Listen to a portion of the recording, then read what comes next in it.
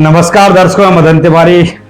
आज हम विशेष आयोजन में आपके बीच लेकर आए हैं नरसिंहपुर के वर्तमान में बहुचर्चित नाम है, क्योंकि वो कुछ ऐसा करने के लिए जा रहे हैं जो इससे नरसिंहपुर या नरसय धरा गौरवान्वित होगी।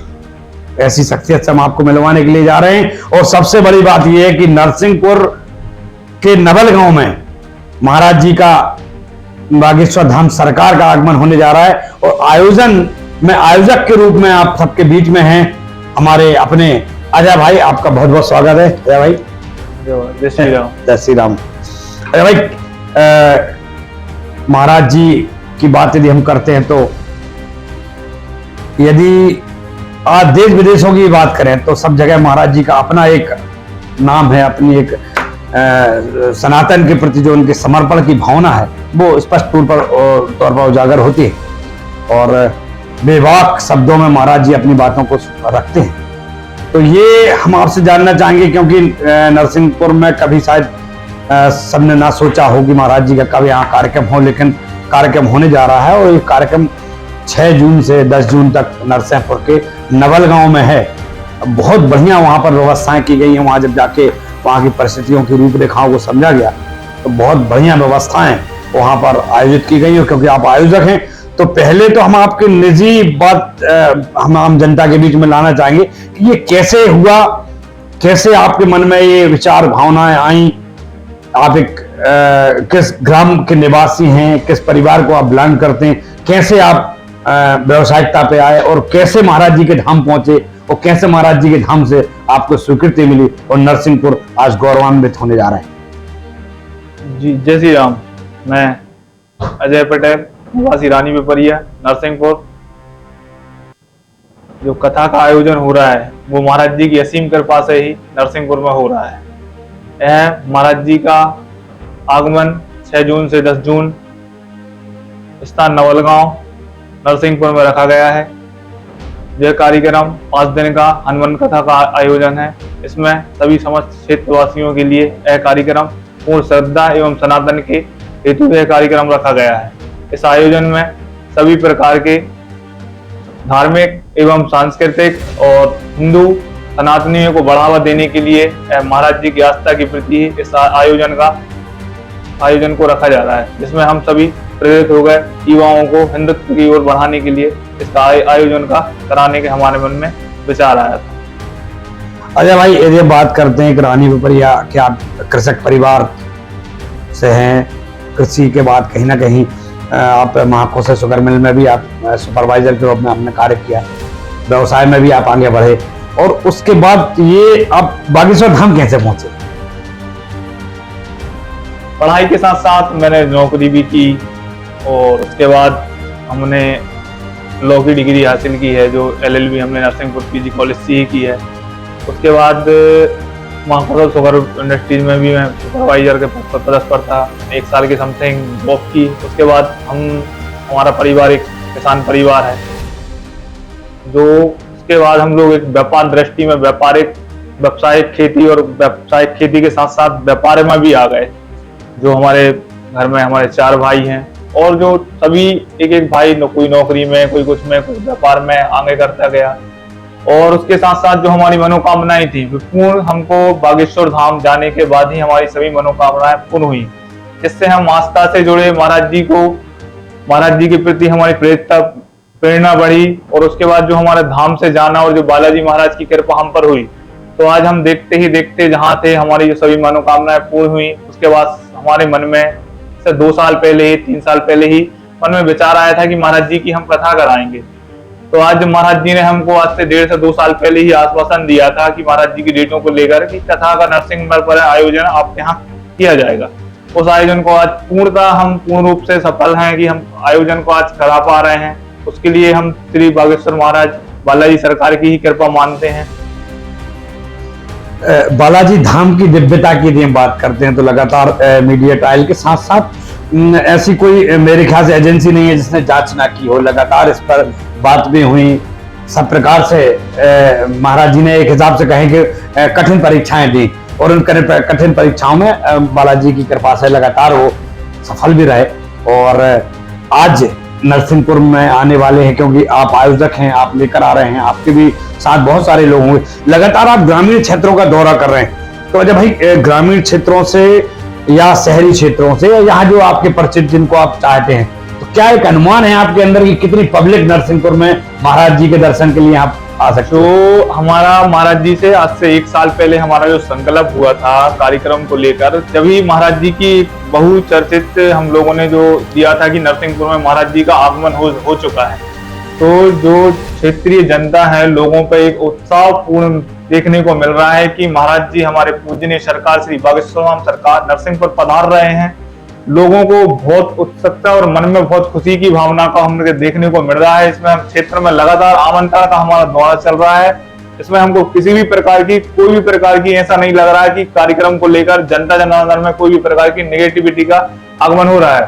पूरी जनता, पूरी क्षेत्रवासियों का मन में बहुत उल्लास और बहुत खुशी का माहौल बना हुआ है कि महाराज जी हमारे नरसिंहपुर पधार रहे हैं। ये वास्तव में सौभाग्य की बात है। इस नरसिंहपुर धरा में भगवती मां नर्मदा का ये पावन तट है। मां नर्मदा स्वयं यहाँ जो है कहीं ना कहीं कर्क रेखा के रूप में प्रवाहित है। भगवान नरसिंह की धरा है, दिव्य मूर्तियां यहाँ बहुत हैं। आने वाले समय में जो 6 जून से 10 जून का समय जी निर्धारित बालाजी सरकार ने नरसिंहपुर जिले के लिए किया है, तो इसको जब ये कार्यक्रम का आयोजन फाइनल हुआ था कि अब महाराज जी 6 जून से 10 जून तक आ रहे, कैसी अनुभूति हुई थी आपको? और जब आपने अपने परिवारजनों को, अपने इष्ट मित्रों को बताया होगा कि महाराज जी ने ये कार्यक्रम निर्धारित कर दिया है कि 6 से हम 10 नरसिंहपुर रहेंगे, तो कैसी अनुभूति हुई थी आप?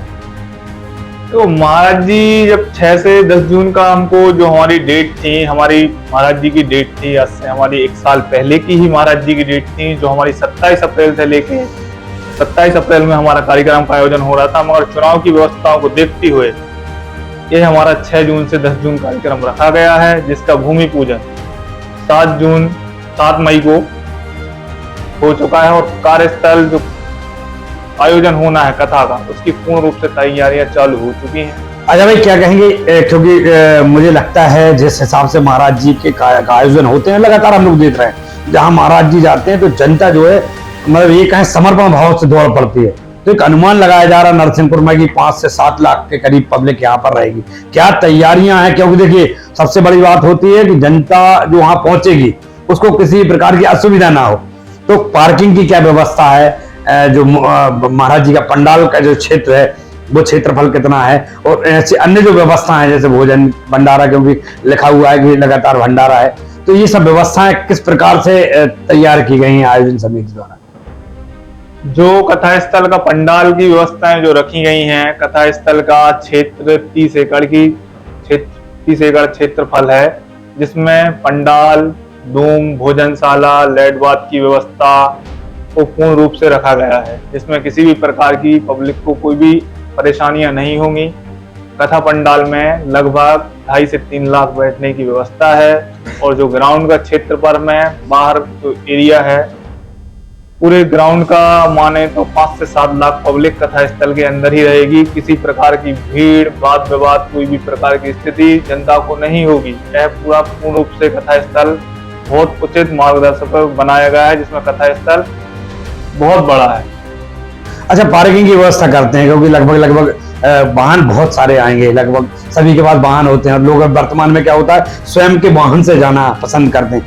तो क्योंकि ये जो इंटरव्यू आपका चल रहा है, आप आयोजक हैं, तो हर आदमी की एक बात होगी कि अभिलाषा होगी, क्योंकि हम अपने वाहन से जाएं, कि कहाँ कौन गाड़ी से, अपनी गाड़ी से आना आदमी अधिक पसंद करेंगे। तो उन परिस्थितियों में पार्किंग की व्यवस्था कितनी और कहाँ की गई?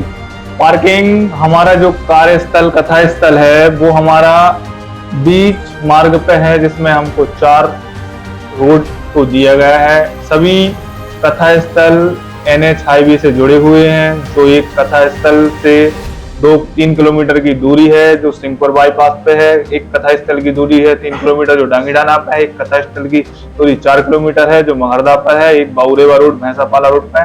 कथा स्थल के चारों रोड मार्ग हैं, जिसमें जो जनता आएगी किसी भी प्रकार से चारों रूटों पे डाइवर्ट होके ही जनता आएगी, जिसमें कथा स्थल पर भीड़ भाड़ और ट्रैफिक की कोई भी प्रकार की समस्या नहीं होगी। और जो कथा स्थल की पार्किंग की व्यवस्था को लेकर हमने चारों रूटों पे पार्किंग रखी है, मार्क करके रखी हुई है। जो हमारी सिंहपुर रूट पे 30 एकड़ की पार्किंग है, खुरपा रूट पे हमारी 20 एकड़ की पार्किंग है, बाबूरेवा रोड पे हमारी 10 एकड़ की पार्किंग है।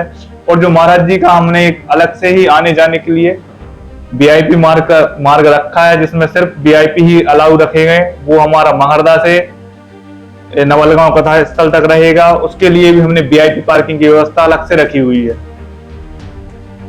चलिए, तैयारियां बड़े जोर शोर से चल रही हैं, अभी भ्रमण कर रहे हैं, तो कैसा लग रहा है? ग्रामीण क्षेत्रों में जाते हैं, वो ग्रामीणों को जब बुलाते हैं, एक चौपाल सी लगती है, लगातार जानकारी लग रही कि वहां भी जन समुदाय ये वहां है, क्योंकि सनातन की अलग है, उसको लेकर महाराज जी के दर्शन, महाराज जी के आयोजन में सभी आगे चढ़ बढ़ कर हिस्सा लेना चाह रहे हैं। तो कैसा महसूस हो रहा है? और आमंत्रण का आपका सिलसिला कैसा, क्या किस रूपरेखा से आप कर रहे हैं?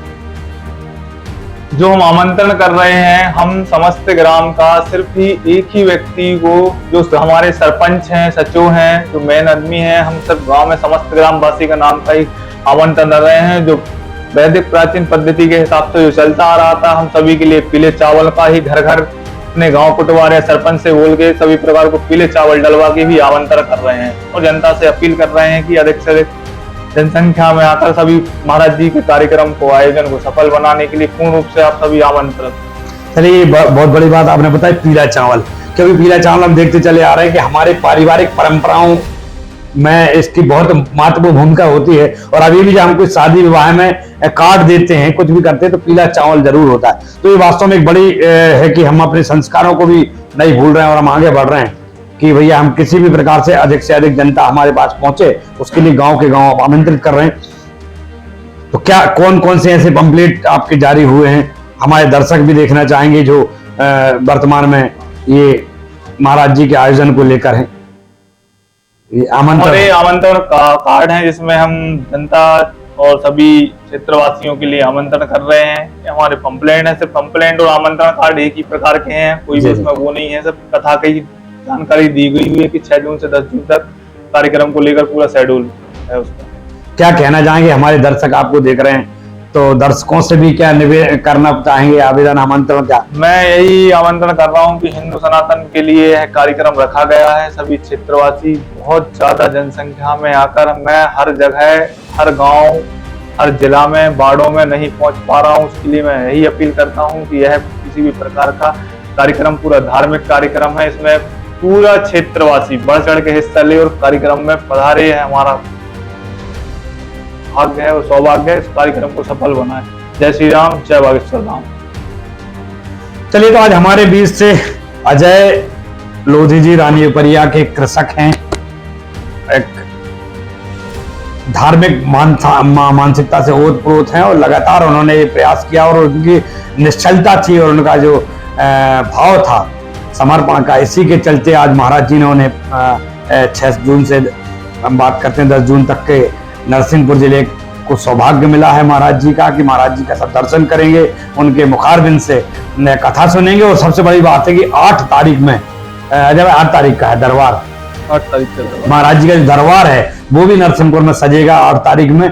तो अधिक से अधिक लोग, आप लोग सभी पहुंचे और इस वीडियो को भी आप अधिक से अधिक शेयर करें। इससे जो भी सनातन से जुड़े लोग हैं, धर्म से जुड़े आस्थावान लोग हैं, महाराज जी से जुड़े हैं, वो सभी आकर महाराज जी का आशीर्वचन ग्रहण करें। तो व्यवस्थाएं बहुत अच्छी वहां पर की गई है, किसी प्रकार की कोई समस्या, जल पानी की, भोजन की, कहीं कोई ऐसी समस्या वहां पर नहीं आएगी। प्रशासन का भी लगातार वहां पर जो विशेष सहयोग है, जिसके चलते हुए ये आयोजन किया गया है नवलगांव में।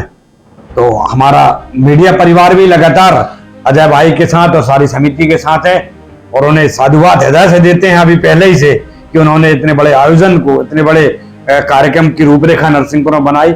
और सबसे बड़ी बात है, सरकार को नरसिंहपुर में लाए, नरसिंहपुर का सौभाग्य उदय होगा, नरसिंहपुर का भाग्य उदय होगा और सनातन की अलग जगेगी। इसके लिए हम उनके हृदय से धन्यवाद करते हैं।